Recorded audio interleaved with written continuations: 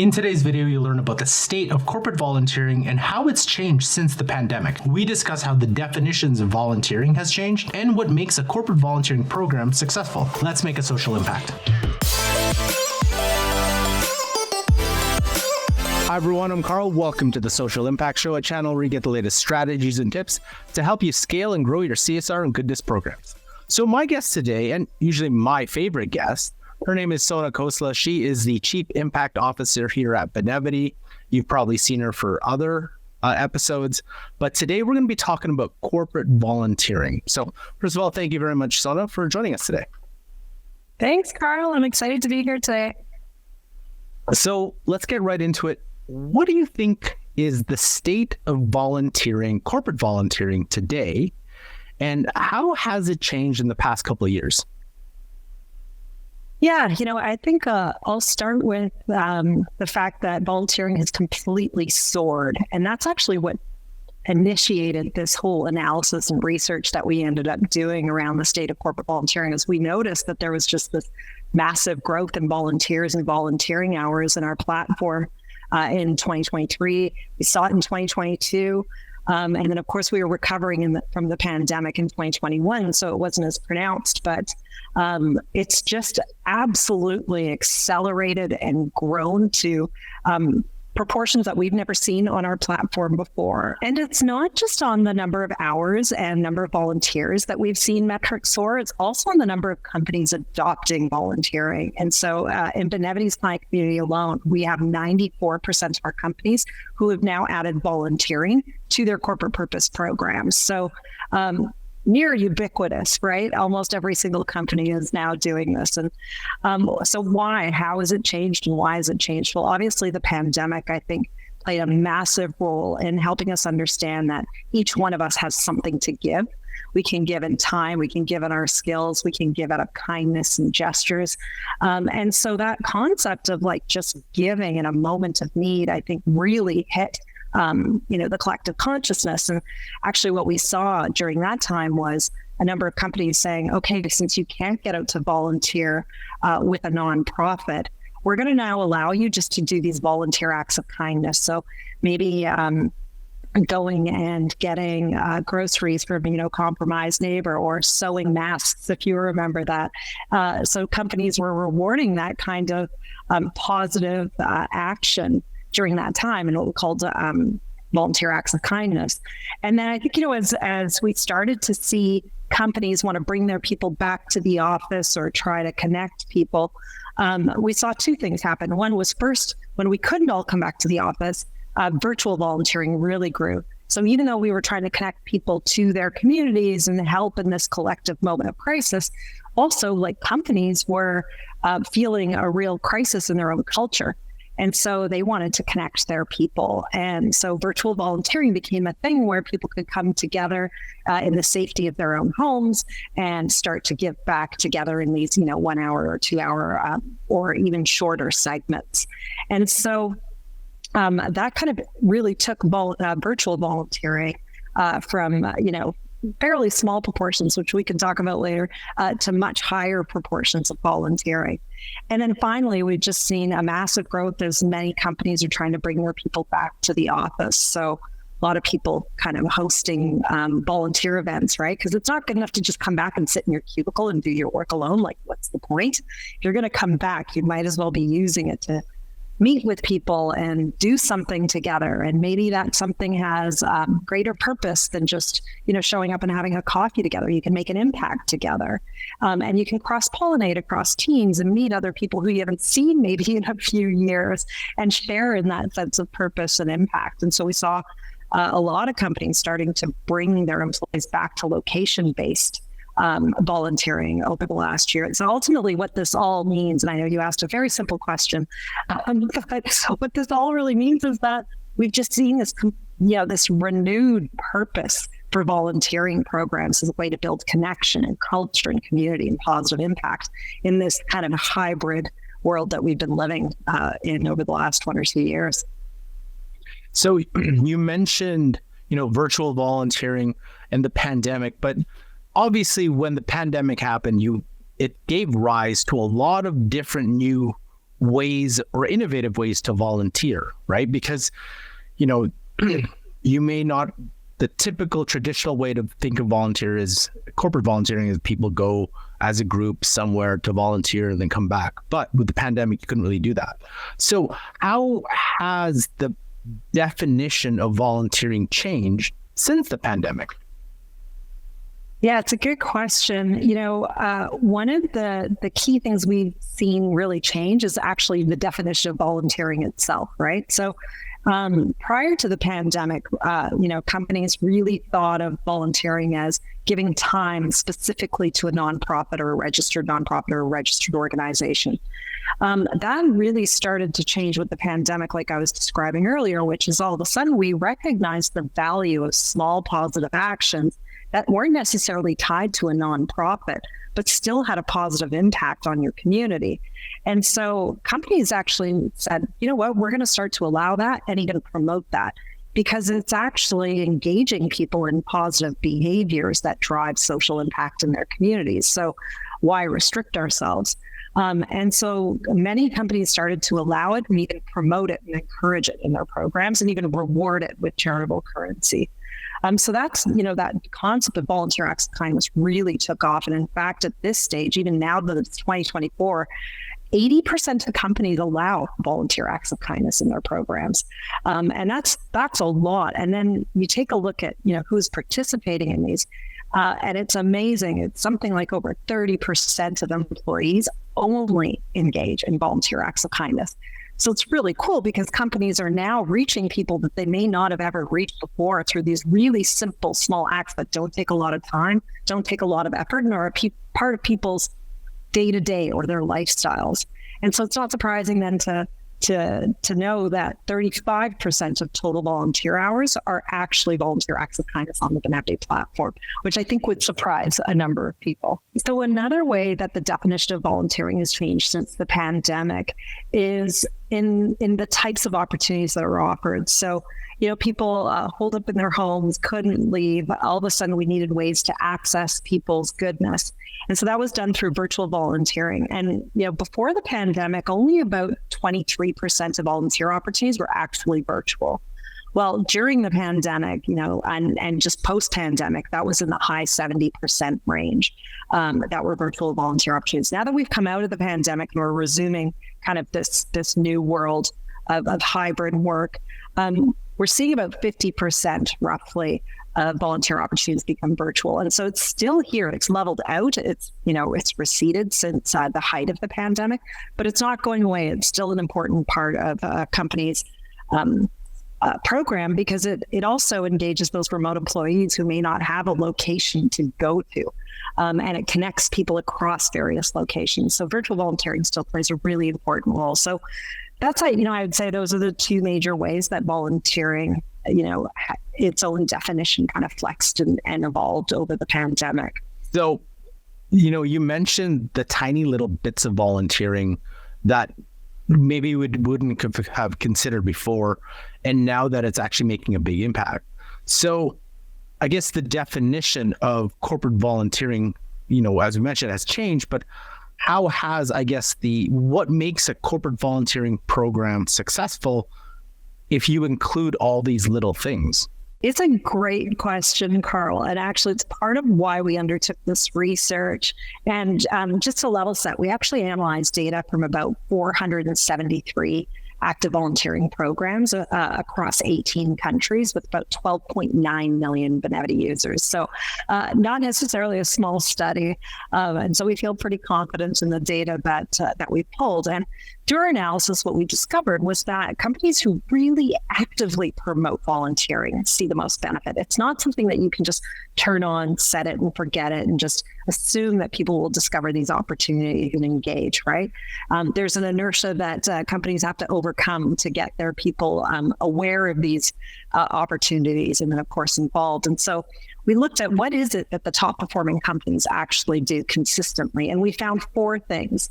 So the first one was that they offer company-supported volunteering opportunities. So what they do is they actually curate and promote specific opportunities with nonprofits. And usually those nonprofits are either very local to the communities that they operate in, or very tied to their strategic focus areas. So, for example, if you're a sporting company, you might have partnerships with organizations that encourage you to get out and get fit and practice sport.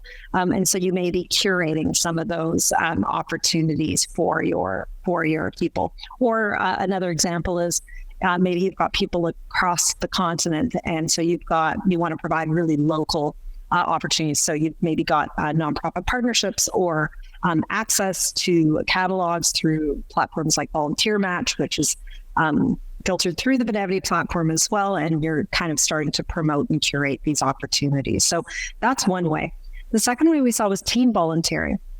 And I love team volunteering. I think it's one of the most what would you say? It's underutilized, or maybe it's kind of one of the most underrated opportunities. And it's partly because it's hard, right? It's hard to get middle managers to really get engaged in getting their people to volunteer together. And so it's about planting seeds of inspiration to those teams, to those middle managers, and saying, hey, instead of just a social event, why not actually tie in a volunteering opportunity, whether that's virtual for your remote folks, or it's location-based if you're getting all of your people together. And then maybe after that, you go out for a pizza and a pop or something. But actually volunteering together is just a great way to deepen the social connection for a team, but also make a positive impact on the community. What I love most about that is you create memories together, which actually can't really underestimate the power of that. When you kind of go through good and bad times, if you've got memories and experiences together, it kind of bonds the team. So the third one is employee-led volunteer initiatives. And this is another one that I love because we're living in a world where we trust our peers more than we trust institutions. And so, hey, it's like if there's a cause that Carl is really passionate about, and Carl, you want to get more people really engaged in a cause that you care about. So then you promote a volunteering opportunity and say, hey, friends, at work, I'm going to be going out and volunteering. I would love to get 10 more people coming with me. Would you be willing to come? I've put a shift in this platform that you can access and sign up for. And so, I might do that because, well, Carl, you're my friend. We work together, and I want to show you that I care about you and care about the things that you care about. That's employee-led volunteer initiatives. And then finally, one of the biggest ones is company-wide volunteering periods of service or moments of service. So whether that's a month of service, a day of service, a global kind of period of time where you bring all your employees all over the world to volunteer. These moments that a company can curate can be really powerful in reinforcing the importance of having purpose and making a difference. But also it just brings, everybody out, people who may not normally come out. So you do tend to see participation really move where companies invest in those volunteering periods of service. And so just a quick stat, Carl, that we found kind of interesting was that, a company could increase their volunteering participation by an average around 12 times if it allows both company-created and employee-led volunteer opportunities compared to none. So just that the power of curation is one that can't be underestimated. And I think the other thing I would say is, we talked about those four key drivers of volunteering. What it also tells us is that the more diverse your volunteering content sources, the more people will be drawn into the program because there's all these different dimensions or causes or nonprofits or opportunities to get engaged. Of the four that you just mentioned, do you have one or two examples of really stand out, companies that have done either of those things really, really well? Yeah, I would say I'd call out Morningstar, who's really passionate about volunteering. And so they encourage employee-led volunteering by identifying what are called local community champions. So these are people who sit in local offices across their 30 global offices. And these folks curated a bunch of opportunities for their colleagues to participate in. So The outcome of that was that 5,400 colleagues volunteered for 128 different local projects, ranging everything from like working with students to assisting the elderly to fighting food insecurity and restoring the environment. So again, just that great diversity depending on where colleagues are located, what matters to those communities, and even what matters to those offices and the people who work there. So Morningstar is a great example of employee-led volunteering. Charles Schwab is another one that I really love. They do the company-wide volunteering events incredibly well. And they've been doing it for a long time, since about 2004. So they're going into 20 years now, and they've got something called the annual Schwab Volunteer Week. And this initiative, which I believe started out just as a day, has now become a full 2-week nationwide event that engages more than a quarter of all of their employees, both in person and virtually. And they support over 400 nonprofits through this event. So again, just one of those big moments. So it's nice to kind of see the difference, both, really successful. And, companies do multiple versions, right? They don't just do one, they employ all 4 levers. And like I said, earlier, the more that they employ those levers, the more likely they are to move the needle on participation, engagement, and of course, impact by extension. So let's get a little bit more specific. What are some of the features that, the best volunteering programs use? Yeah, we actually decided to benchmark this, Carl, and we haven't done this before. So it was kind of exciting, and we were intrigued to see what might come through this. So we benchmarked the features that have a direct impact on corporate volunteering program success. And we found a few things. So one, talked about that earlier, including volunteer acts of kindness. 80% of clients or companies use that. So if you're not doing it, you're definitely in the minority.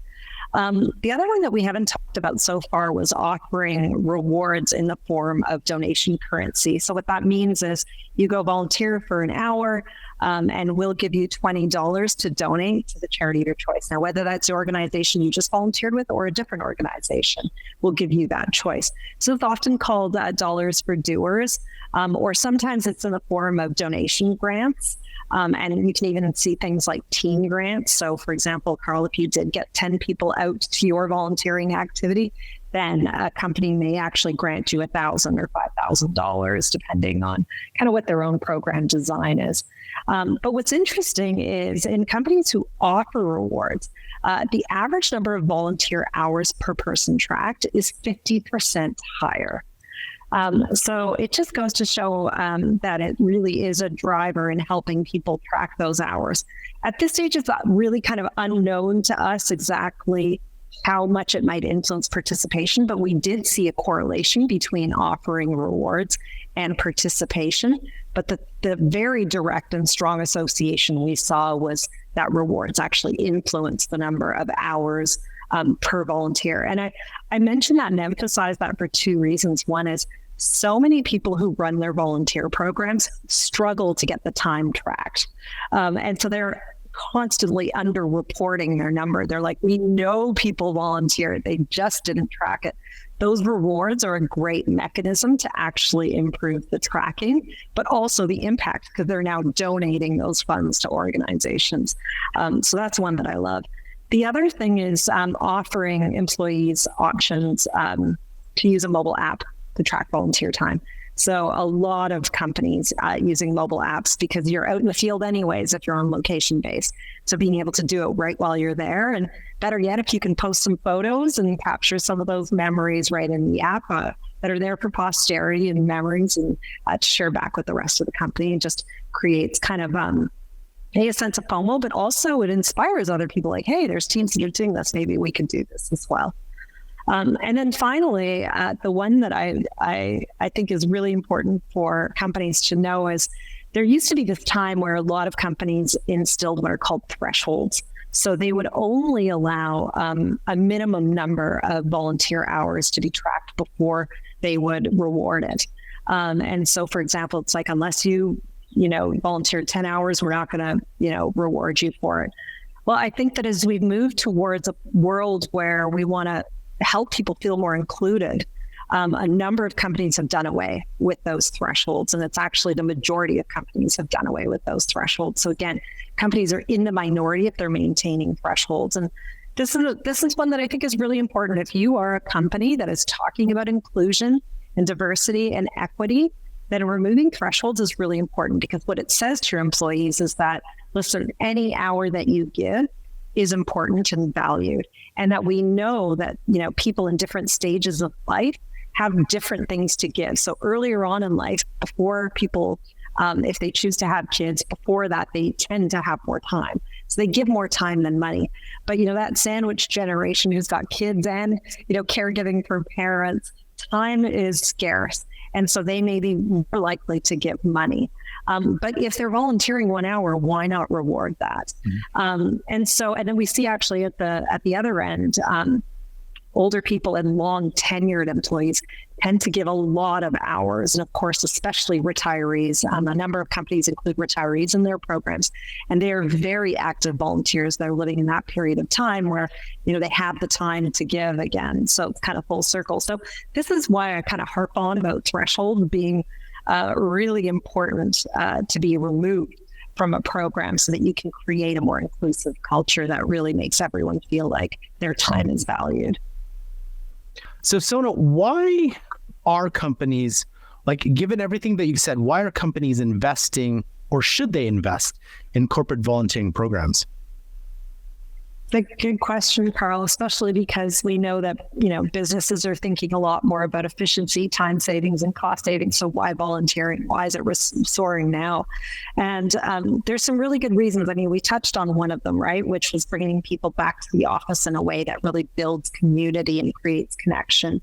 But I think the other thing is there's a few different impacts you can look at volunteering on. So one is the individual, the employee. And actually there was a new academic study that just came out from industrial relations, I think, journal. And basically what they said was that of the 90 interventions that they studied for employee well-being, volunteering was the only one that had a positive impact on employee well-being, which I think is pretty shocking.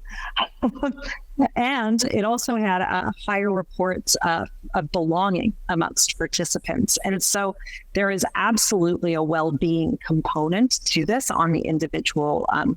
The other value to the employee is skills development, right? They're developing empathy, understanding, they're planning events, they're organizing them, they're communicating, they're meeting people from diverse backgrounds. You're developing all sorts of skills that actually are really valuable for leadership in a company. And so you'll start to see that for the individual, it's a really powerful way to also create connections across the company. So now you know someone in another department who you can go and talk to about something, get more information or influence something. So again, making those connections. So for the individual, there's a lot that's valuable.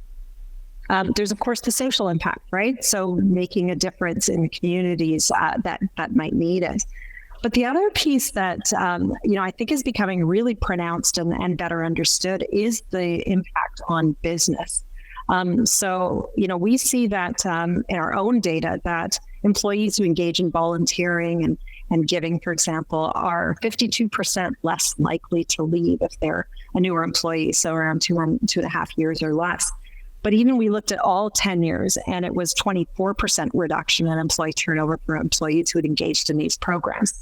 When you equate that to the cost to recruit and onboard and train, it's pretty significant cost savings just moving the needle on retention. So massive business impact.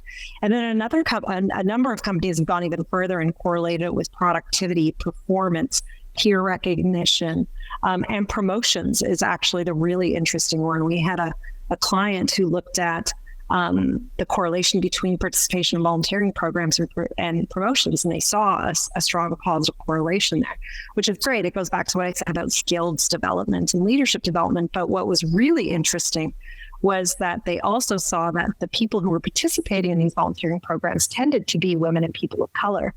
And so what they didn't realize was that they were actually generating a pipeline of diverse leadership in their company through their volunteering program.